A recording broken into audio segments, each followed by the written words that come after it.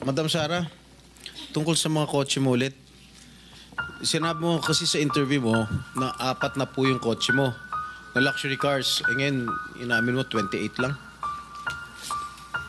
Ano nangyari sa 28 po yung luxury cars, Okay. pero may service cars kasi kami na under the name of the company po. Alright, doon sa 28 luxury cars, ano yan, Rolls-Royce, what else? Okay, isa-isa natin, magkano Rolls-Royce? Kano bili mo sa Rolls-Royce? I am not familiar. Oh, come on. Oh, come Nasa on. ano yata. Bumili ka na napakamahal na kotse, di mo alam kung magkano mo binili. No, I know the price. Oh, yeah. Tell us, Pero tell us. we did not buy this on a cash basis. Parang Oh, so, installment na how siya. much is the Rolls-Royce? So the Rolls Royce was around parang 42. 42 million. Rolls-Royce, isang kotse lang yon. What else?